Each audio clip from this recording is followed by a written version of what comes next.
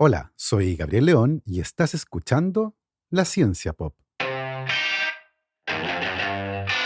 un podcast sobre historias de ciencia.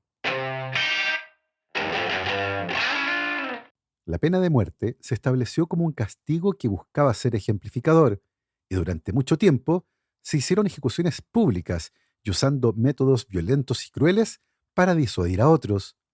Uno de esos métodos se convirtió en una marca registrada y de manera sorprendente su nombre quedó asociado con una enfermedad, una infección terrible que se convirtió en uno de los misterios más grandes en una época en que la ciencia parecía por fin haber encontrado el camino para curar las infecciones. Les recuerdo que este proyecto es financiado en un 100% por el aporte voluntario de mis muy queridos patrons.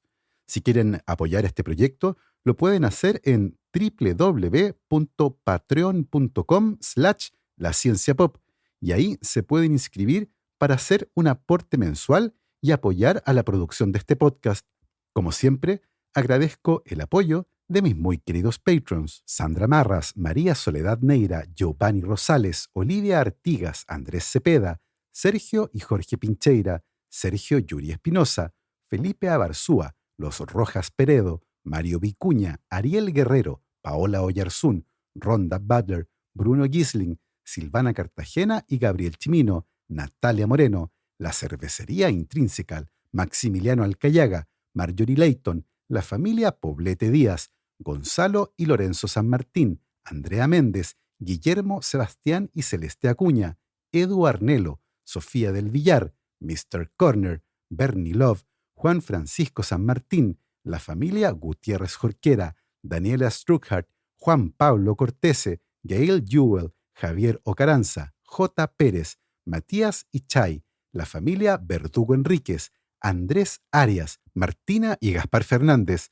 César Antonio Cid, la familia Moya Velázquez, Liliana Guzmán, Carolina Sepúlveda, Pía Pérez y Diego León, Jordi Torras, José Manuel Carballo, Rolando Cosio, Víctor Bucarey, Julio Serrano, Almendra y Luna Andrus, Café Elqui y Javiera Castro.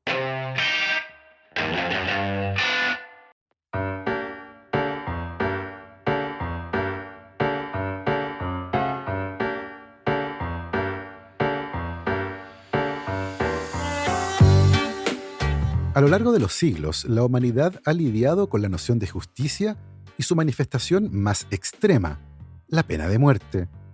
Desde las civilizaciones más antiguas de Mesopotamia y el antiguo Egipto hasta la era moderna, la pena de muerte ha sido aplicada a personas que, por la naturaleza de sus delitos, se ha considerado que deben morir. Las discusiones morales y éticas vinculadas con la existencia de la pena de muerte son relativamente recientes en términos históricos. Si bien la mayoría de los países ha abolido la pena de muerte, esta todavía se aplica en 55 territorios, incluyendo países como China, Irán, Arabia Saudita, Egipto, Estados Unidos, Singapur e Indonesia, entre otros. Muchos de estos países son muy populosos, lo que tiene como consecuencia que actualmente un 55% de la población mundial vive en países que aplican la pena de muerte. Si bien hoy muchos países han abolido esta condena, luego de discusiones que han involucrado a toda la sociedad, esas discusiones fueron antecedidas por siglos a las discusiones con respecto a los métodos de ejecución, los que han ido evolucionando reflejando los valores y creencias de las sociedades que los emplearon. Uno de los aspectos más llamativos es que siglos atrás, la pena de muerte solía aplicarse de manera lenta y brutal. El castigo así no era solo la muerte. El condenado debía sufrir y la extensión de la agonía era parte de ese castigo. Así, muchas veces, las muertes más lentas y dolorosas eran reservadas no para los crímenes que hoy consideraríamos más deleznables, sino que para los traidores o los enemigos personales de los gobernantes.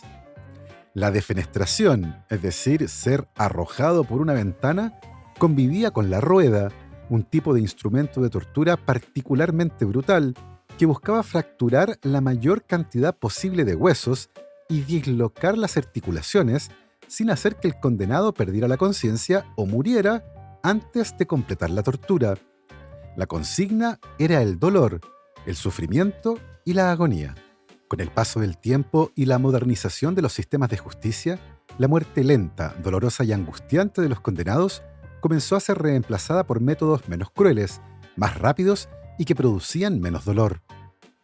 Inicialmente, estos métodos de ejecución más piadosos no se aplicaban a todos los condenados y estaban reservados para los nobles y los poderosos caídos en desgracia, el último privilegio.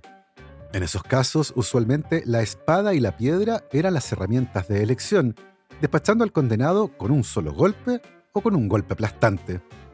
Ahora bien, independiente del método, lo que se mantuvo fue el sentido de espectáculo de la ejecución. Siempre eran a plena luz del día y en un lugar público, ojalá una plaza a la que muchas personas pudieran llegar fácilmente. Era una forma primitiva de justicia, arraigada en la creencia de que la muerte violenta del condenado podía engendrar orden y rectitud. No vayas a hacer lo mismo que esta persona si no quieres terminar así. Con el paso del tiempo, se determinó que existían ciertos métodos de ejecución que eran aceptables, como la horca, la guillotina, la inyección letal, la silla eléctrica o el fusilamiento. En la Europa medieval, la horca se convirtió en un símbolo ubicuo de justicia y usualmente se balanceaba silenciosa en las plazas de las ciudades, esperando ser usada, un recordatorio de lo que le pasaba a aquellos que infringían la ley. Una cosa llamativa de esto es que métodos de ejecución considerados como inaceptables hoy fueron usados hasta hace muy poco tiempo. Por ejemplo, el último condenado que fue sentenciado a la guillotina en Francia fue ejecutado en septiembre de 1977. Pero existe otro caso mucho menos conocido, pero probablemente más inquietante. El 2 de marzo de 1974, dos hombres fueron ejecutados en España a exactamente la misma hora, uno en Barcelona y el otro en Tarragona. Uno de ellos, llamado Salvador Puig Antich, había sido condenado a la pena de muerte por su participación en varios atentados vinculados con el Movimiento Ibérico de Liberación y particularmente por un enfrentamiento en el que este hombre mató a un policía. El otro condenado que fue ejecutado ese mismo día en España se llamaba Heinz Chess, un hombre que luego de fugarse de Alemania Oriental llegó a España y estando en Tarragona asesinó sin motivo aparente a un guardia civil. Sus ejecuciones, en plena dictadura franquista, causaron gran revuelo, no solo porque se aplicó la pena de muerte, sino por el método empleado. Ese día de marzo, hace casi 50 años, estos hombres fueron ejecutados mediante un método conocido como garrote vil. El garrote vil era un dispositivo de crueldad sin igual, que combinaba el abrazo sofocante de la estrangulación con la eficiencia fría de la ingeniería mecánica. Sus orígenes se remontan a los tribunales medievales de España, donde surgió como un medio para despachar a criminales considerados como indignos de una muerte más honorable. Con el tiempo se convirtió en el símbolo más brutal de la Inquisición, ganándose una reputación como uno de los métodos de ejecución más temidos de la historia. En su núcleo, el garrote vil era un dispositivo tan simple como barbárico. Consistía en un collar de metal que se ajustaba alrededor del cuello de la víctima y un mecanismo de tornillo unido a un marco de madera que operaba desde atrás del condenado, que iba sentado y amarrado a un poste. A medida que el verdugo apretaba el tornillo, el collar se ajustaba alrededor de la garganta de la víctima, cortando su suministro de aire lentamente y causando la muerte por asfixia. Pero lo que realmente distinguía al garrote vil de otros métodos de ejecución era su brutalidad. A diferencia del golpe rápido de la espada o la eficiencia metálica de la guillotina, el garrote vil infligía una muerte lenta y agonizante, prolongando el sufrimiento del condenado durante minutos e incluso horas. Era un destino reservado para los criminales más despreciados y vilipendiados, un sombrío recordatorio de las consecuencias de desafiar la voluntad del Estado. A pesar de su infamia, el garrote vil persistió hasta la era moderna, y solo en 1978, 4 años después de su último uso, fue abolido en España. Hoy el garrote vil se erige como un escalofriante recordatorio de los abismos a los que puede hundirse la humanidad en la búsqueda de justicia. Este relato, muy inquietante por cierto, hace que lo que les voy a contar a continuación sea particularmente espeluznante. Resulta que existe una enfermedad que por sus síntomas fue conocida en España y muchos países de América como el garrotillo. Se trata de una enfermedad infecciosa que particularmente en los más pequeños causa dificultades respiratorias tan severas que los niños mueren lentamente ahogados, cianóticos y con el cuello hinchado, como los condenados al garrote vil. De ahí el nombre garrotillo. Esta enfermedad usualmente era diagnosticada cuando los médicos observaban en la garganta de los pacientes su signo más distintivo, una suerte de lámina similar al cuero, de color grisáceo y olor nauseabundo. Esa lámina cerraba lentamente la garganta de los pacientes, causando la muerte de manera muy frecuente, particularmente en los niños menores de 5 años. Existen registros de casos que muy bien podrían corresponder a esta enfermedad desde la antigua Grecia, pero recién en 1821, un médico francés llamado Pierre Bretonneau le dio un nombre a la enfermedad: difteria. El nombre viene de la palabra griega diftera, que significa cuero, una referencia a la acumulación espesa de tejido muerto que se acumula en la garganta de los pacientes y que les causa la muerte. Pero debido a su mecanismo de acción, esta enfermedad es conocida en muchas otras partes del mundo con un nombre que parece sacado de un poema de Edgar Allan Poe. La difteria se conoce como el ángel ahogador de los niños. En la Edad Media hubo epidemias que aparecieron en Roma en los años 856 y 1004 de una enfermedad que conducía a la sofocación y que fue llamada pestilencia faucium, algo así como hedor de la parte alta de la garganta, y que muy probablemente haya correspondido a casos de difteria. En el siglo XIV se describió una epidemia en Inglaterra y en el siglo XVI se observaron epidemias en varias zonas de la actual Alemania. A partir de aquel siglo y principios del XVII, la enfermedad se extendió por España, donde entre 1583 y 1638 causó al menos 6 epidemias, la más grave en 1613, y que fue conocida como el Año de los Garrotillos. Esta epidemia se extendió más tarde a Italia, donde la enfermedad fue llamada morbo sofocante o enfermedad estranguladora. En 1735, una epidemia de una enfermedad desconocida se movió por toda la costa este de lo que por esa época formaba parte de las colonias británicas en Norteamérica. La enfermedad fue llamada distemper de garganta, probablemente el más grande asesino de niños que pasó por ese lugar. Los infectados se ahogaban, no podían respirar, estaban cianóticos y con el cuello hinchado. Fue descrita como la plaga entre los niños y en la mayoría de las familias murieron 3 o 4 niños. En algunas familias murieron todos.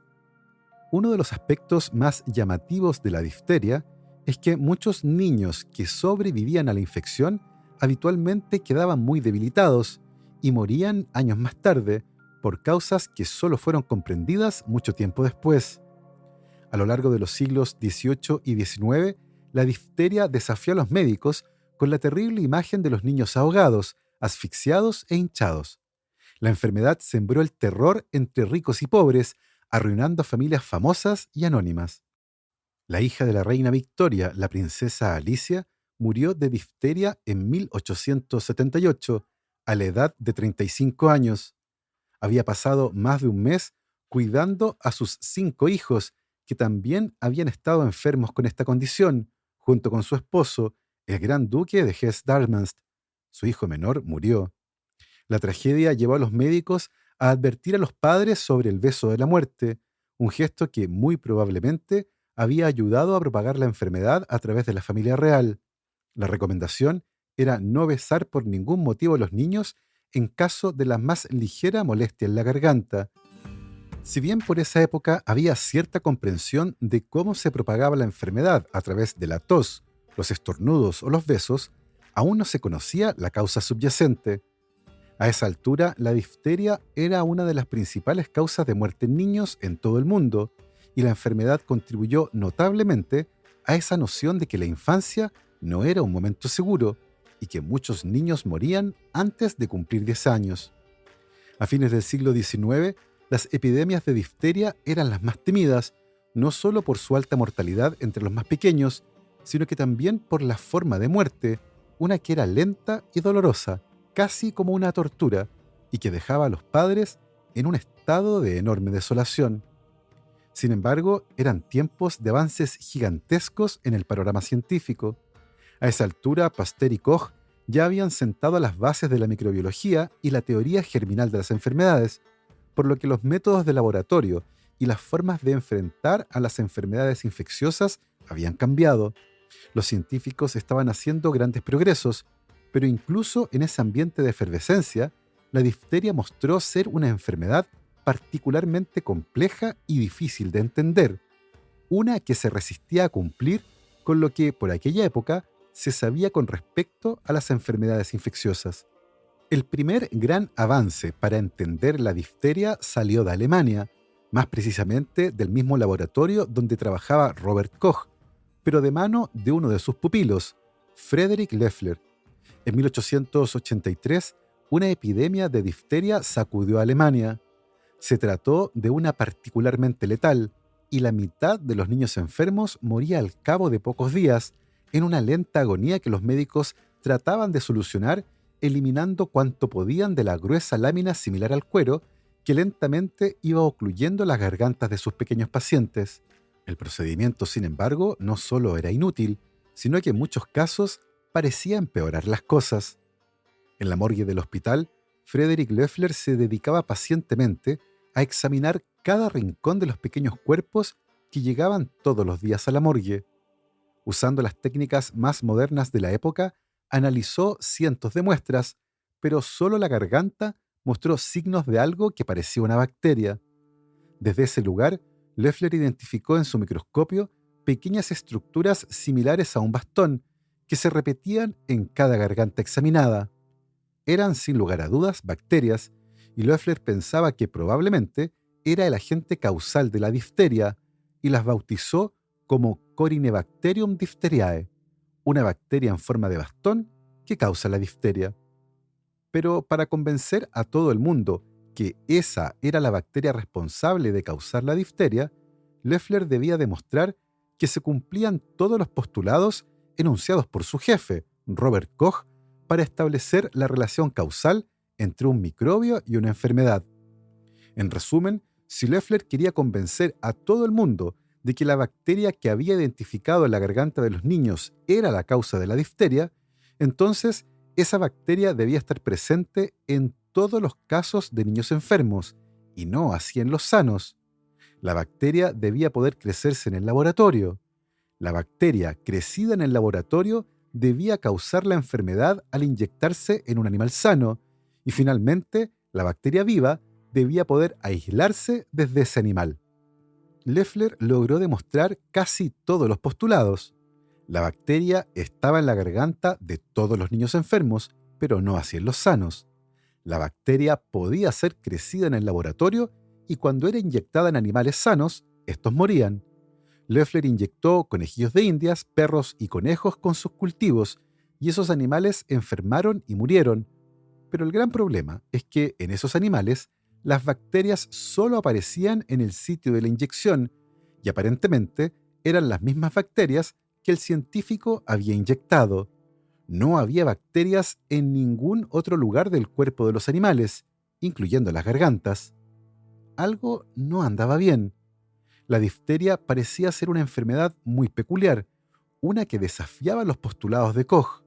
A pesar de eso, muchos estaban convencidos de que la bacteria definitivamente causaba la enfermedad, pero de una forma que antes no había sido descrita. La siguiente pista en la carrera para entender la difteria vino desde Francia. En 1888, Émile Roux y Alexander Yersin, médicos del recién inaugurado Instituto Pasteur de París, dieron otro gran paso cuando demostraron que la culpable de los síntomas de la difteria no era la bacteria en sí, sino que una sustancia producida por la bacteria. En el laboratorio, los investigadores cultivaron las bacterias en un medio de cultivo líquido, el que después de algunos días filtraron para eliminar todas las bacterias. Ese fluido libre de bacterias, cuando era inyectado en animales de laboratorio, causaba los síntomas de la difteria. La conclusión de los investigadores es que la bacteria producía algo que causaba los síntomas. Ese algo fue llamado toxina diftérica. Este era un caso excepcional, ya que si bien era una enfermedad infecciosa causada por un microorganismo, claramente no cumplía con todos los enunciados de Koch, algo que más tarde se repetiría para otras enfermedades. El siguiente gran paso en la carrera por entender la difteria ocurrió nuevamente en Alemania, en 1890, cuando en el laboratorio de Robert Koch coincidieron los médicos Emil Behring y Shibasaburo Kitasato. Behring era alemán y estaba interesado en la difteria, mientras que Kitasato era japonés y estaba interesado en el tétanos, una enfermedad producida por la bacteria Clostridium tetani. Una cosa curiosa es que ambas bacterias, el Corynebacterium diphtheriae, que producía la difteria, y el Clostridium tetani, que producía el tétanos, se caracterizaban por producir toxinas que eran las responsables de los síntomas de estas enfermedades. Eran bacterias que enfermaban a las personas a través de mecanismos similares. Inicialmente, ambos describieron conjuntamente los resultados de experimentos que habían realizado trabajando con la toxina del tétanos. En ese estudio, mostraban que animales inyectados con cantidades bajas de la toxina tetánica producían una suerte de antídoto, una antitoxina que cuando era extraída de la sangre de esos animales podía curar y proteger a animales infectados con la bacteria. Solo una semana después de publicado ese estudio, Emil Behring publicó en solitario otro artículo en el que describía resultados similares para la difteria. Lo que había descubierto es que cuando inyectaba cantidades pequeñas de la toxina diftérica en animales de laboratorio, estos producían algo en la sangre que podía usarse para curar a animales infectados con la bacteria. Esa sustancia misteriosa y milagrosa fue llamada antitoxina diftérica. En la parte final de su artículo, Behring escribió: la posibilidad de curar incluso los casos más agudos de difteria usando este método no puede ser ignorada. Y así fue. Hacia el final del año 1891, comenzó en Alemania el primer ensayo clínico de esta antitoxina producida en ovejas para tratar a niños gravemente enfermos de difteria. Los resultados parecieron milagrosos. Si bien algunos niños murieron, la mayoría sobrevivió a la enfermedad gracias a esta antitoxina. En menos de 3 años, 20.000 niños habían sido inyectados con la antitoxina. Un médico estadounidense que estaba de visita en Europa y que supo de esto, envió un telegrama urgente a un colega en Nueva York. La antitoxina diftérica es un éxito. Comienza a producirla. El gran problema era que producir grandes cantidades de antitoxina era extremadamente complejo. Las ovejas, los animales que mejor reaccionaban a la inyección de bajas cantidades de toxina diftérica, eran animales relativamente pequeños y se requerían animales más grandes que produjeran más sangre para garantizar un suministro adecuado de antitoxina. Animales grandes como un caballo. De vuelta en Francia, Émile Roux desarrolló un método que permitía obtener grandes cantidades de antitoxina desde caballos y, armado con frascos de este medicamento, ingresó en febrero de 1894 a un ala del hospital ubicado en la calle Dutot, en el que decenas de niños cianóticos y ahogados diagnosticados con difteria sencillamente esperaban morir. En ese momento emergió un dilema gigantesco. Si Émile Roux de verdad quería demostrar la eficacia de su antitoxina de caballos, el diseño experimental obligaba a dejar a un grupo de niños como control, los que debían ser inyectados con suero de caballos que no habían producido antitoxina, un control negativo, niños que necesariamente iban a morir. Sin embargo, Émile Roux no pudo hacer eso. ¿Quién podría culparlo? Y administró la antitoxina a cada uno de los cerca de 300 niños que formaron parte de su estudio. Si bien inicialmente todos ellos mostraron signos de mejoría, no todos lograron sobrevivir, y a pesar del tratamiento, un 26% de los niños infectados sucumbió a la enfermedad. Eso ciertamente era mucho mejor que lo que ocurría habitualmente, pero todavía no lograban salvar a todos los niños. Otra cosa relevante es que mientras antes se aplicara la antitoxina, mejor era la tasa de sobrevivencia. Y eso era interesante. Entre más tiempo la toxina diftérica estuviera en el cuerpo de los pacientes, más daño causaba. ¿Por qué? ¿Qué era lo que le hacía la toxina a las células? ¿Cuál era la naturaleza de la antitoxina? Estas preguntas tomaron décadas en ser contestadas. El éxito de la antitoxina en cualquier caso fue reconocido con gran prontitud, y Emil Behring, el científico alemán que la desarrolló inicialmente, obtuvo el Premio Nobel de Medicina el año 1901, convirtiéndose en la primera persona en la historia en obtener ese reconocimiento. Su compañero de laboratorio, el japonés Kitasato, fue propuesto como candidato, pero no ganó el premio. Sin embargo, su apellido pasó a la historia, ya que se asocia con un aparato de laboratorio, un matraz de vidrio grueso que tiene una salida para conectar una bomba de vacío, matraz que muchos conocen como Kitasato. Hoy sabemos que la toxina diftérica, responsable de los síntomas de la enfermedad, es una proteína compleja y que la antitoxina corresponde a anticuerpos que pueden neutralizar a la toxina, evitando que ejerza sus efectos en el cuerpo. Eso explica, entre otras cosas, que el tratamiento temprano sea efectivo, ya que entre antes se aplique la antitoxina, menos daño causa la toxina. Y ciertamente, después de cierta cantidad de daño, este es irreversible y la víctima morirá aun cuando sea tratada. Por eso, no es raro encontrar tumbas como la de la familia Larsen, que está en el cementerio Vestre de Copenhague, en Dinamarca. Una de las tumbas en ese cementerio está acompañada de una placa que dice: en memoria de los 5 hijos del profesor L. H. Larsen y su esposa Emily, que murieron de difteria en 1903. La tumba tiene los nombres de Mary, Holger, Anna, Clara y Ellen, que al momento de morir tenían entre 2 y 15 años. Los 5 murieron entre el 3 de julio de 1903 y el 7 de julio de 1903. 5 hijos muertos en 5 días. Todos de difteria. Todos víctimas del ángel ahogador de los niños, que dejó de visitar nuestras casas a partir de 1923, cuando por fin se desarrolló una vacuna contra la difteria. Durante la primera parte del siglo XX, cuando ya se había establecido la naturaleza de la toxina diftérica, se desarrollaron varios métodos que la inactivaban en el laboratorio. Esa toxina inactiva podía ser inyectada en animales y estos producían anticuerpos contra ella de manera eficiente, de tal forma que cuando ese mismo animal se enfrentaba a la toxina durante una infección con la bacteria, se podía defender desde el primer minuto, evitando los daños que la toxina causaba en el cuerpo. El método de inactivación usando formaldehído fue desarrollado a inicios de la década de 1920 por el veterinario francés Gaston Ramon, quien perfeccionó y probó la vacuna, la que demostró ser tremendamente eficaz. Por sus notables descubrimientos, Ramón fue nominado 155 veces en diferentes años al Premio Nobel en alguna categoría, pero jamás le fue concedido. El desarrollo de la antitoxina diftérica y de la vacuna contra la difteria cambió completamente nuestra relación con esta enfermedad. La difteria, sin embargo, guardaba otro secreto.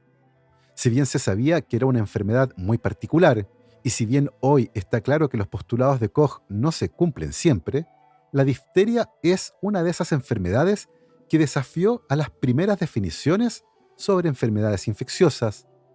Uno de los postulados de Koch establece que una bacteria que causa una enfermedad debe encontrarse en todos los casos de esa enfermedad y no debe detectarse en personas sanas.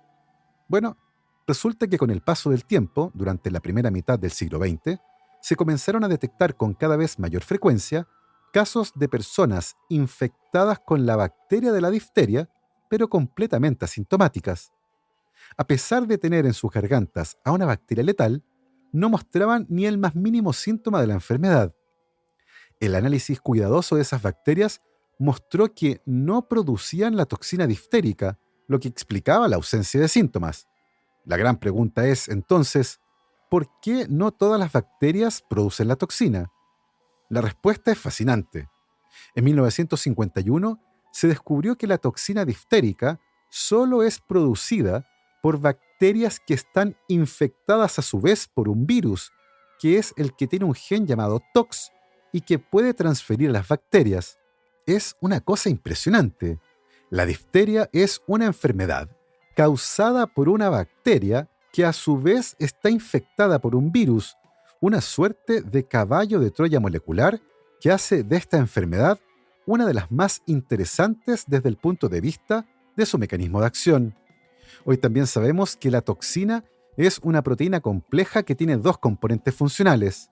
El primero le permite a la toxina entrar a nuestras células y el segundo mata a las células deteniendo un proceso que es fundamental. Esto explica por qué la difteria produce daño hepático, inflamación del corazón y deja tan debilitados a los que infecta. No es sencillamente una enfermedad respiratoria y causa daños en todo el cuerpo. Esa misma toxina es responsable de generar la gruesa lámina similar al cuero que lentamente obstruye las vías respiratorias de sus víctimas. Por eso, cuando los médicos removían esa lámina, causaban más daño, porque liberaban más toxina en el cuerpo de los pacientes. La difteria es, sin lugar a dudas, una enfermedad compleja, llamativa y terrorífica. Teniendo todo esto en cuenta, resulta curioso que no se trate de una enfermedad muy conocida. De hecho, muy probablemente, pocos de ustedes habían oído hablar del ángel ahogador de los niños.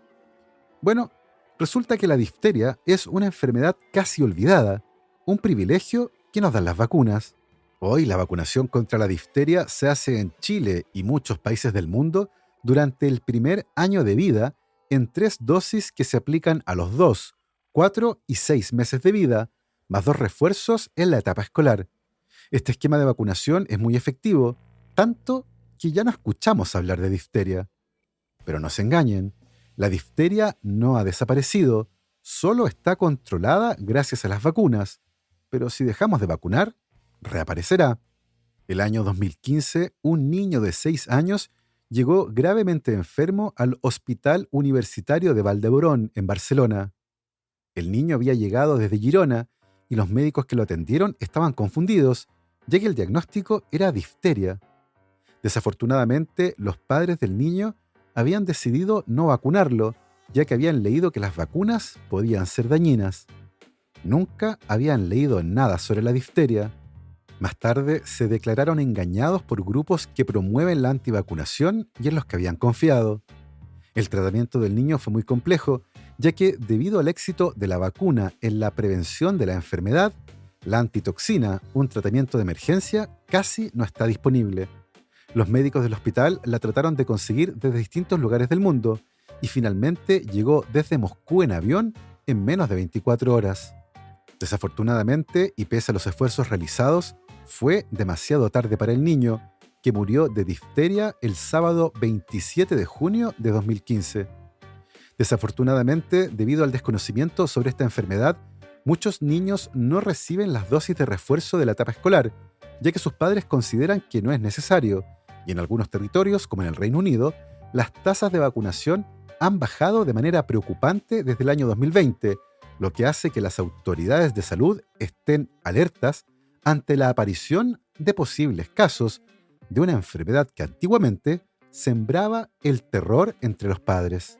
Por eso, el llamado es a estar atentos al calendario de vacunación y mantener las vacunas de sus hijos al día. Así hemos llegado al final de esta historia. Espero que les haya parecido interesante. Yo me despido, como siempre, agradeciendo el apoyo incondicional de mis muy queridos patrons: Cristiano Teiza, Andrés Altamirano, Sebastián Toledo, Alberto Montt y Laura, Germaína Araya, Hernán y Lucas Castillo, Ana Lucía Luna, Simón Castillo Riedemann, Luciano Cisterna, Ricardo Yáñez, Fernando Montenegro, la familia Flores Noguer, Christian Fraser, la familia Helfman von de Sauer, Giuseppe Carufo, Michelle Baró, Cristóbal Moene, la familia Serpa Rebolledo, Pablo y Milesita Villalobos, la familia Tanuso Ramos, Rosario Calderón, Pedro Castillo, Adrián Cataldo, José Luis Ulloa, Marcela Martínez, Cristóbal Orellana, Diego Riquelme, Florencia Castañeda, Mauricio Silva, la familia Yuri Martínez, David González, Claudio Oyarzo y Toña, Cirilo, Fede y Pola, la familia Calenqueirolo, Alejandra Díaz, Fernando Araya, la familia de la Cruz Morales, Claudia Torres, Cosca y Banya, Pilar Calderón, la familia Fuentes Schonfeld, la familia Tíes Ríos, Beatriz Geldres, Juan Catipillán, Emma y Ana Llenero, Paula Lagos, David Pelao Pérez, Katia Ramírez, Marigen Narea, Wolfram Gurlich, la familia Gallegos Iturriaga, Maricruz Ormeño y los Piñones Giseque. Nosotros nos volvemos a escuchar la próxima semana. Que esté muy bien, cuídense mucho, lávense las manos y por supuesto, que la ciencia los acompañe.